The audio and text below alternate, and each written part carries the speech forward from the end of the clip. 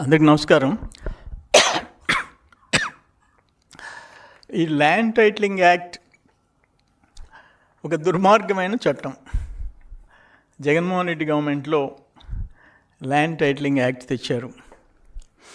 ప్రజలు వాళ్ళ ఆస్తుల హక్కుల మీద నలిగిపోయినారు. అప్పుడు మేము కూడా ఒక హామీ ఇచ్చాం, రీసర్వే పేరుతో కానీ ల్యాండ్ టైటిలింగ్ యాక్ట్తో వచ్చిన నష్టాన్ని కానీ మేము సవరిస్తామని చెప్పాం. ల్యాండ్ టైటిలింగ్ యాక్ట్ రద్దు చేశాం. ఆయన ధర్మాన ప్రసాదరావు గారు, ఆయన ఇప్పుడు కేంద్రానికి ఒక లేఖ రాశాడు. మేము ప్రజల ఆస్తులు కాపాడేదానికి ల్యాండ్ టైటిలింగ్ యాక్ట్ తెచ్చాము, తెలుగుదేశం ప్రభుత్వం దాన్ని రద్దు చేసింది, మీరు దాని మీద చర్యలు తీసుకొని అది ఇంప్లిమెంట్ అయ్యేటట్టు చూడమని చెప్పింది. నీతి ఆయోగ్ డైరెక్షన్ ప్రకారం మేము చేసామని చెప్పారు. నీతి ఆయోగ్ చాలా క్లియర్గా చెప్పింది. ఏమనంటే, మహారాష్ట్ర మోడల్గా తీసుకోమన్నది. ఇప్పుడు క్లియర్గా ఇక్కడ చెప్పింది, states may adopt the version best suited for them. అంటే రాష్ట్రాలు ఈ టైటిలింగ్ వ్యవస్థని పటిష్టం చేసేదానికి మహారాష్ట్ర ఎగ్జాంపుల్గా కూడా ఇది లెటర్ పెట్టినారు. 2019 డిసెంబర్ 20 కేంద్ర ప్రభుత్వం రాజీవ్ గౌబా క్యాబినెట్ సెక్రటరీ రాష్ట్రపతి భవన్ నుంచి టోటల్ అన్ని రాష్ట్రాలకి లెటర్ పెట్టింది. మహారాష్ట్ర బాగుంది, వాళ్ళు తెచ్చిన చట్టం, దాన్నైనా చూసుకోండి, లేదా మీకు ఏది బెటర్ ఆప్షన్ అనుకుంటే దాన్ని ఇంప్లిమెంట్ చేయండి, చట్టం తేండి. ఈ రైతులకు భూముల హక్కుల మీద, యజమానులకి హక్కుల మీద లక్షల కేసులు కోర్టులలో నలుగుతున్నాయి అని ఒక సలహా ఇచ్చింది.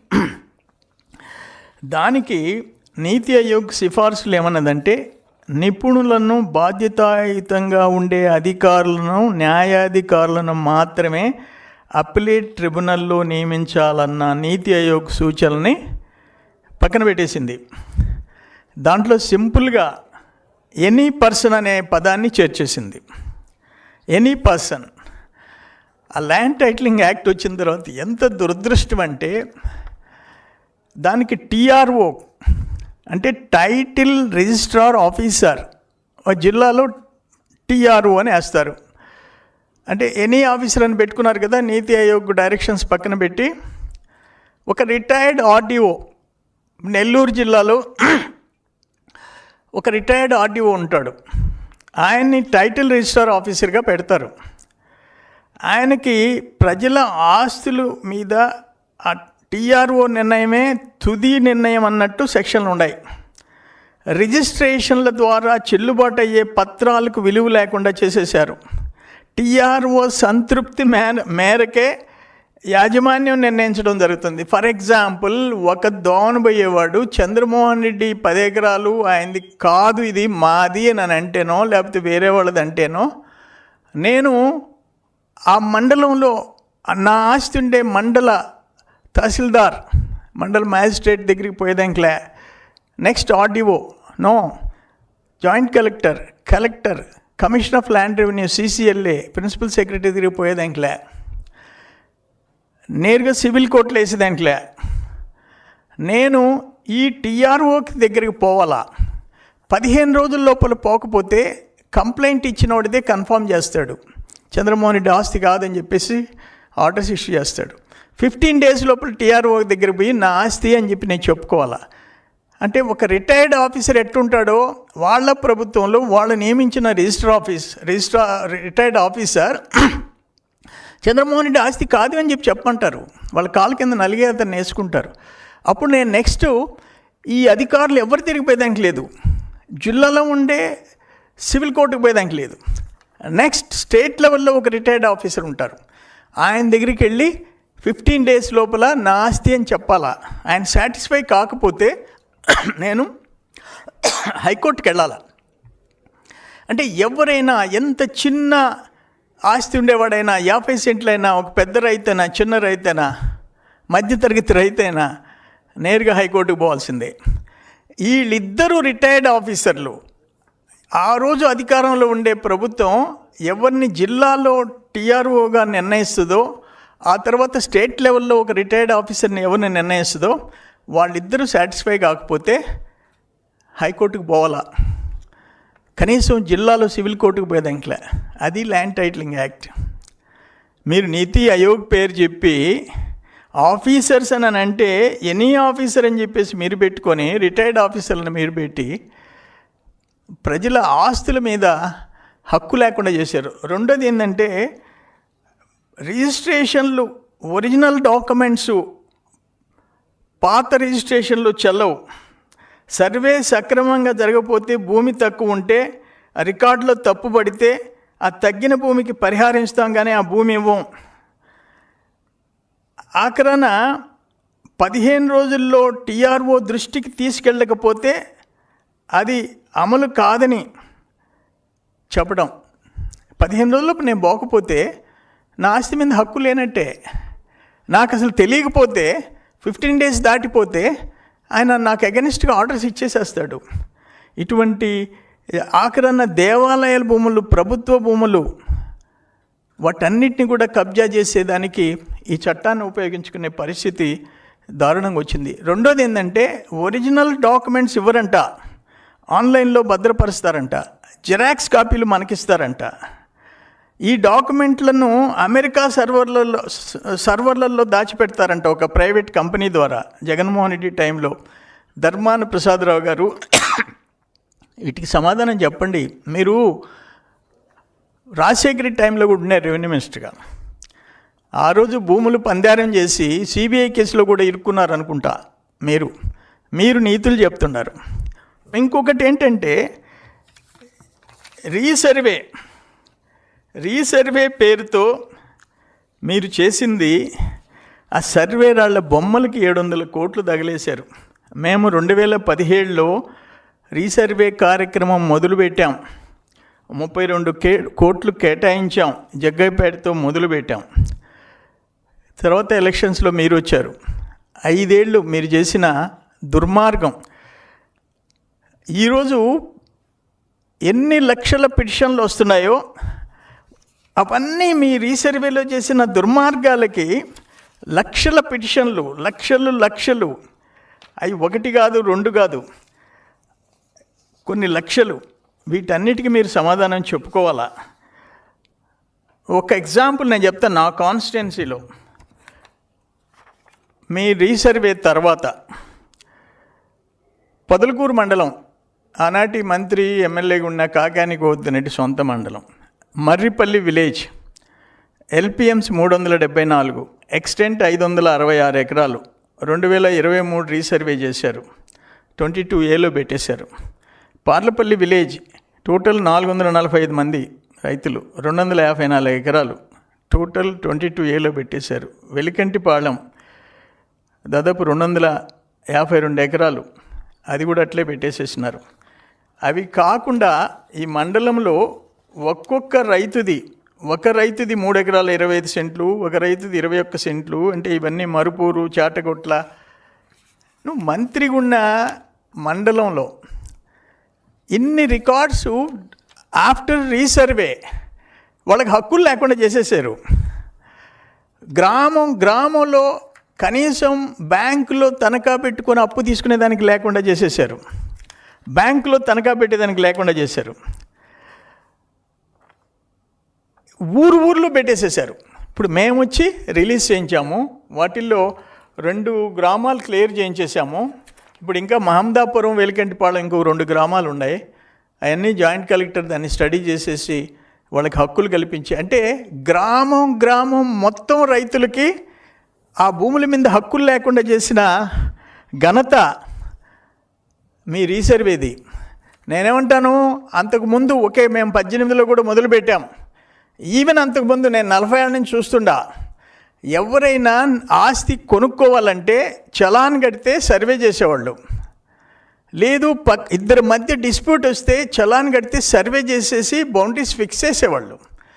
మీరు మేమే సర్వే చేస్తామని చెప్పి 100 కోట్లు రాళ్లకు పెట్టి పట్టదారు పాస్బుక్ల మీద జగన్మోహన్ రెడ్డి మా తాతల ఆస్తికి ఆయన బొమ్మలు పెట్టి దానికి కోట్ల రూపాయలు ఖర్చు పెట్టి ఎన్ని గ్రామాలు, ఎన్ని మండలాలు, రాష్ట్రం అతలాకుతలం చేసింది. ఈరోజు పీజీఆర్ఎస్లో పబ్లిక్ గ్రీవెన్స్ రెడ్రెసల్ సెల్లో ఎంత ఘోరంగా ఉంది. ఒక్క నా కాన్స్టిట్యున్సీ నీకు ఈరోజు 7th ప్లేస్లో ఉన్నాం, 7th ప్లేస్లో పీజీఆర్ఎస్లో.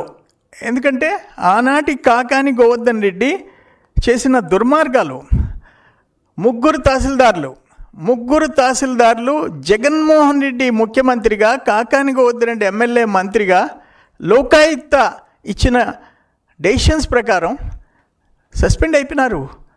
దాదాపు ఒక రెవెన్యూ సిబ్బంది, కింద లెవెల్లో సిబ్బంది ఒక 6-7 మంది సస్పెండ్ అయిపోయినారు. మళ్ళీ మా గవర్నమెంట్ వచ్చిన తర్వాత ఒక తహసీల్దార్ సస్పెండ్ అయిపోయినాడు. మొత్తం సర్వేపల్లిలో పనిచేసినాడు 4 తహసీల్దార్లు. వీటన్నిటికి కారణం ఏంటి? మీ టైంలో, జగన్మోహన్ రెడ్డి టైంలో జరిగిన ల్యాండ్ స్కామ్స్, భూముల విషయంలో సర్వనాశనం చేశారు మీ చేతిలోకి హక్కులు తీసుకొని. అటువంటిది ల్యాండ్ టైటిలింగ్ యాక్ట్లో మీరు ఒక రిటైర్డ్ ఆర్డీఓని పెట్టేసేసి జిల్లాలో ఉండే tahsildar, next RDO, JC, collector, commissioner of land revenue, CCLA, principal secretary, జిల్లాలో ఉండే సివిల్ కోర్టులకి హక్కులు లేకుండా చేసి ఎవరినో మీ కాళ్ళ కింద ఉండే ఒక రిటైర్డ్ ఆర్డీఓని పెట్టి ఆయన దగ్గరికి పోయి మా ఆస్తులు మేము ప్రూవ్ చేసుకోవాలంట. మా తాతలు ఇచ్చిన ఆస్తులు. ఆయన టైటిల్ రిజిస్టర్ ఆఫీసర్. మీ దగ్గర ఉద్యోగంలో ఉండే అధికారులే మీరు చెప్పినట్టు చేసి ఇంతమంది సస్పెండ్ అయినారు. ఒక్క కాన్స్టిట్యున్సీ గురించి చెప్పా. ఎన్ని గ్రామాలు 22,000 పెట్టారు, ఎంతమంది రైతులు 22,000 పెట్టి ఇబ్బంది పెట్టారని చెప్పాను నేను. ఎంతమంది సస్పెండ్ అయినారు లోకాయుక్తకేస్తే. అన్ని స్కామ్స్ మీ టైంలో జరిగితే అధికారులు, ఉద్యోగంలో ఉండే అధికారులు, రిటైర్డ్ ఆర్డీఓలు, రిటైర్డ్ స్టేట్ లెవెల్లో రిటైర్డ్ ఆఫీసర్, ఇక్కడ నేను 15 రోజుల లోపల అయ్యా ఇది నా ఆస్తి అని చెప్పి ఈ టైటిల్ రిజిస్టర్ ఆఫీస్కి చెప్పుకోవాలి. ఒక రిటైర్డ్ ఆర్డీఓ స్థాయి అధికారి ఆయనకి ఇష్టపడకపోతే ఆయన ఎవరి కింద ఉంటాడు? ఆ జిల్లాలో మంత్రి కాళ్ళ కిందనో, ఎమ్మెల్యే కాళ్ళ కిందనో బతుకుతాడు. ఆయన నో అంటే నేను స్టేట్ లెవెల్లో ఒక రిటైర్డ్ సెక్రటరీ అంట, ఆయన తిరిపి చెప్పుకుంటే 15 రోజుల లోపల ఆయన ఒప్పుకోకపోతే హైకోర్టుకు పోవాలంట. ధర్మాన ప్రసాదరావు గారు, మీరు రైతు కుటుంబం నుంచి వచ్చారు, మీకు అనుభవం ఉంది. ఆనాడు రాజశేఖర రెడ్డి టైంలో రెవెన్యూ మినిస్టర్గా పనిచేశారు. అసలు ల్యాండ్ టైటిలింగ్ యాక్ట్ మీరు తెచ్చిన చట్టం ఎంత దుర్మార్గమైన చట్టమో అంట. ఇది ఒక నల్ల చట్టం. బ్రిటిషర్స్ కూడా తేలా. బ్రిటిషర్స్ టైంలో కూడా ఇంత ఘోరం లేదు. ఎవరు ఆస్తుల మీద వాళ్ళకి హక్కులు ఉన్నాయి, ఏదో ట్యాక్సులు కట్టమన్నారు. కానీ మీరు మా ఆస్తి మీద మాకు అసలు ఒరిజినల్ రిజిస్ట్రేషన్ పత్రాలు ఉండవంట, జెరాక్స్ కాపీలు తీసుకోవాలంట.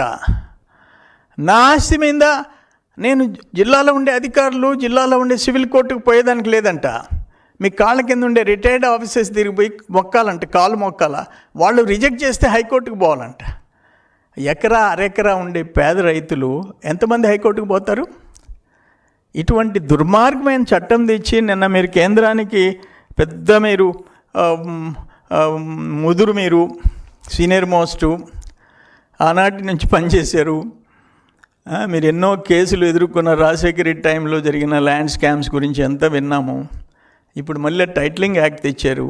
నేను చెప్పాను, మీ రీసర్వే పేరుతోనే ఎన్ని గ్రామాలు, గ్రామం మొత్తం ఎంతమంది రైతులు, ఎన్ని ఎకరాలు, 1073 ఎకరాలు ఒక్క 3 గ్రామాల్లో, మామదాపురం కాకుండా. ప్లస్ ఇండివిజువల్స్ మళ్ళీ 33 ఎకరాలు, ఇండివిజువల్స్ 17 మంది.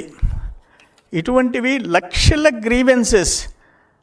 పీజీఆర్ఎస్లో సర్వేపల్లి నియోజకవర్గం 7th ప్లేస్ వచ్చింది. 175 నియోజకవర్గాల్లో 7th ప్లేస్లో మేము ఉన్నాం. అంటే అన్ని రెవెన్యూలోనే మెజారిటీ కంప్లైంట్స్ రెవెన్యూలోనే.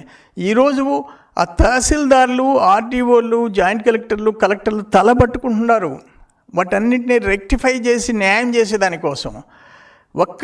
ఒక్కొక్క ఊర్లో 60 ఎకరాలు 70 ఎకరాలు ఇన్కమ్ ట్యాక్స్ కట్టి కోట్ల రూపాయలు ఉండే కుటుంబం మీద పొదలకూరు మండలంలో 57 ఎకరాలు రాసేశారు. మీ టైంలో జరిగిన దుర్మార్గాలు ఇవన్నీ. అందుకని ల్యాండ్ టైటిలింగ్ యాక్ట్ గురించి మళ్ళీ మీరు ఇప్పటికే మీకు ఈ ల్యాండ్ టైటిలింగ్ యాక్ట్ రీసర్వే పుణ్యమని 11కు పడిపోయారు. 11కు పడిపోయారు. సింగిల్ డిజిట్కి పోవాల్సింది ఏదో 1-2 సీట్లలో.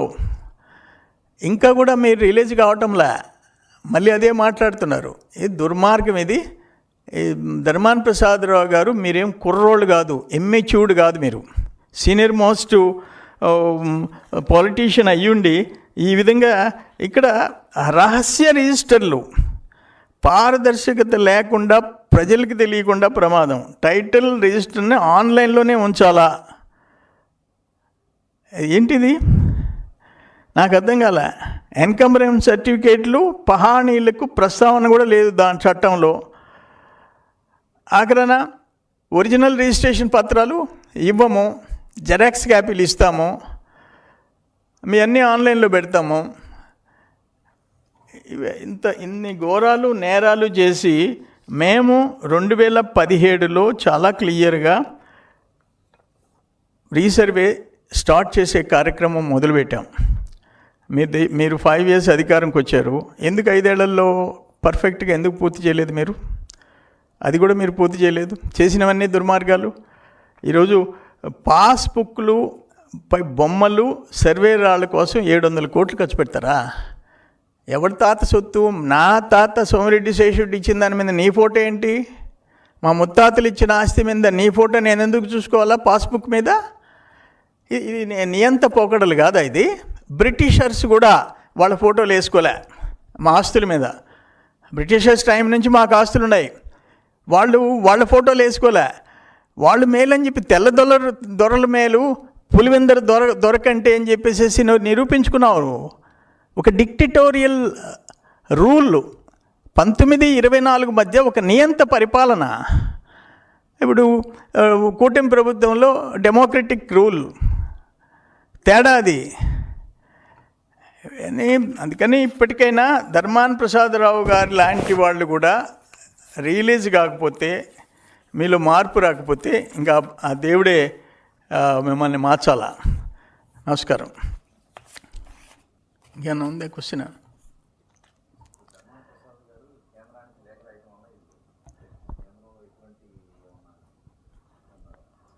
ఓకే, అంటే నేనేమంటానంటే కేంద్రానికి ఒక విజ్ఞప్తి చేస్తున్నానయ్యా. నేను ధర్మాన ప్రసాదరావు గారు రాశారు లేక, మీరు సింపుల్గా కేంద్రం బిట్వీన్ 19 and 24 జరిగిన భూముల విషయంలో, భూముల హక్కుల విషయంలో, ఆ యాజమాన్యం రైతులు ఆ యాజమాన్యులకి హక్కుల విషయంలో జరిగిన నష్టానికి మీరు విచారించి రీసర్వే పేరుతో మీరు చర్యలు తీసుకోండి. మీకు గన అధికారాలు ఉంటే అటువంటి పార్టీలను బ్యాన్ చేయండి. ఆ ల్యాండ్ టైటిలింగ్ యాక్ట్లో వాళ్ళు ఇచ్చిన రూల్స్ ఏదైతే ఫ్రేమ్ చేశారో ఒక్కసారి స్టడీ చేయండి, కేంద్రం స్టడీ చేయండి. ఆ పాస్బుక్ల బొమ్మల మీద పేర్లు, ఆయన బొమ్మలు వేసుకున్న దానికి న్యాయమా అని చెప్పేసి మీరు చెప్పండి. అందుకని నవ్విపోతారు. ధర్మాన ప్రసాదరావు గారు పెట్టిన లెటర్ మీద కొంచెం లోతుగా వాళ్ళు రివ్యూ చేస్తే కేంద్రం మీరు చేసిన పాపాలకి పరిహారం చెల్లించాల్సి వస్తుంది, మీరు చేసిన దుర్మార్గాలకి సమాధానం చెప్పుకోవాల్సి వస్తుంది. అంటే చాలా క్లియర్గా నీతి ఆయోగ్ ఏంటంటే వాళ్ళు ఏమన్నారంటే స్టేట్కి ఆఫీసర్స్ అన్నారే కానీ ఎవరో రిటైర్డ్ ఆఫీసర్ని ఎవరినైనా పెట్టుకునే హక్కు మీకు ఇవ్వలే. ఆఫీసర్స్ టీమ్ని ఫిక్స్ చేసి ఏవైతే ల్యాండ్ టైటిల్స్లో జరిగిన ఇబ్బందుల్ని రివ్యూ చేసేసి రెక్టిఫై చేయమన్నది. వీళ్ళు ఏం చేశారంటే ఆ రిటైర్డ్ ఆర్డీఓని ఇక్కడ, ఒక రిటైర్డ్ సెక్రటరీని స్టేట్ లెవెల్లో పెట్టి ఆయన కాళ్ళకి దండం పెట్టండి, మీ ఆస్తులు ఆయన తిరిగి ప్రూవ్ చేసుకోండి అని చెప్పి పెట్టింది. అటువంటి పరిస్థితి తేలేదు. చాలా క్లియర్గా వాళ్ళు ఏంటంటే ఎగ్జాంపుల్ మహారాష్ట్రదే చెప్పేసేసింది. మహారాష్ట్రలో వాళ్ళు చాలా బాగా చేశారు. దీనిలో ఏముందంటే a model act on conclusive land titling and rules thereof, which can assist the state governments in amending their respective revenue codes, set up an alternate mechanism for land titling act and transition towards provision of conclusive title to the people. ఇక్కడ ఏమన్నా అంటే ఫైనల్గా ఏమన్నా అంటే states may adopt the version best suited for them అని చెప్పాడు. The model act and rules, the Maharashtra act and forms of the rules and the regulation for union territories are enclosed for your information along with the way forward the silent features of the model act అన్నాడు. ఈ మహారాష్ట్రది study చేసి దాన్ని study చేసి చూడండి అని చెప్పాడు. Model act కింద తీసుకోండి అని అన్నాడు. అట్లా చెప్తూ ఆ గ్రూప్ ఆఫ్ ఆఫీసర్స్ని పెట్టి చేయమన్నాడు. వాళ్ళు అది తీసేసేసి ఎనీ ఆఫీసర్ అని పెట్టేసేసి దాంట్లో రిటైర్డ్ ఆఫీసర్ని పెట్టి ఇష్టం వచ్చినట్టు వాళ్ళు చెప్పినట్టు వాళ్ళ కాళ్ళ కింద చట్టం నలిగిపోయేటట్టుగా చేసుకున్నారు. అది వచ్చిన నష్టం ఇక్కడ జరిగింది. ఇక నేనేమంటానంటే ఇప్పుడైనా సరే Maharashtra act central government mention చేసింది, దానికి మీరు తెచ్చిన ఆంధ్రాలో జగన్మోహన్ రెడ్డి ప్రభుత్వం తెచ్చిన ల్యాండ్ టైటిలింగ్ యాక్ట్కి తేడా చూడమనండి, ఎంత ఘోరంగా ఉంటుందో. సింపుల్ కదా. ఇక్కడ అసలు స్ట్రైట్గా భూ వివాదాల్లో సివిల్ కోర్టుకి వెళ్ళే అవకాశం లేదు, అంటే జిల్లా కోర్టులకు వెళ్ళే అవకాశం లేదు, నేరుగా హైకోర్టుకే వెళ్ళాలా అని నిబంధనలు పెట్టడం కుట్రపూరితం. సామాన్య రైతులు, నిరుపేదలు హైకోర్టుని ఆశ్రయించే స్తోమత లేదు. ఇది సింపుల్ అమ్మా. నేనేమంటానంటే ఇప్పుడు నా భూమి మీద హక్కు నాకుంది, సమస్య వస్తే నేను పోయి అప్రోచ్ కావాలా? వేరే వాళ్ళు వచ్చేసి నా హక్కుల మీద ఆయన కంప్లైంట్ ఇస్తే నేను పోయి ముద్దాయిగా నిలబడాల్సిన అవసరం ఏంటి? సపోజ్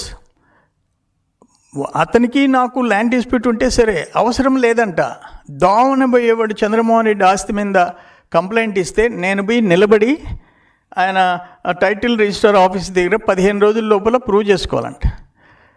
ఇది ఎవరి ఆస్తి హక్కుల మీద వాళ్ళకి రైట్స్ పెరిగేదానికి land titling type of act తెమ్మని కేంద్రం చెప్తే అసలు హక్కుల్ని హరించే చట్టాలు తెచ్చిపెట్టాడు ఈ పెద్ద మనుషులు. అందుకని ఇది ఇటువంటి ఘోరమైనవి జీవోలన్నీ ఉన్నాయి. చాలా టైం పట్టుద్ది ఇవన్నీ చదివి వినిపించాలంటే. నేను అందుకని ఏమంటానంటే సింపుల్గా మా కాన్స్టిట్యున్సీలో జరిగిన ఒక్క మండలందే చెప్పాను నేను, నియోజకవర్గం అంతే చెప్పలే. 1073 ఎకరాలు 3 గ్రామాలు. ఇది కాకుండా మహమ్మదాపురం ఉంది. మళ్ళీ ఇండివిజువల్ రైతులు ఆ మండలంలోనే దాదాపు 17 మంది ఉన్నారు. 33 ఎకరాల 66 సెంట్లు వచ్చింది. ఇంకా మిగతా 4 మండలాలు ఈరోజు కలెక్టర్లు స్పందన కార్యక్రమంలో పీజీఆర్ఎస్లో 80% రీసర్వే వచ్చిన ఇబ్బందులనే ఎదుర్కొనే పరిస్థితి వచ్చింది రీసర్వే వల్లనే. ఇది దురదృష్టకరం. అందుకని ధర్మాన ప్రసాదరావు గారు ఇది హాస్యాస్పదం. ఆయన సీనియర్లు అటువంటి వ్యక్తి మళ్ళీ ఆయన తెచ్చిన ఘోరమైన చట్టాన్ని సమర్థించుకునే దానికి ప్రయత్నం చేయటం, మీరు నవ్వులు పాలు కావటం తప్ప మరొకటి లేదు.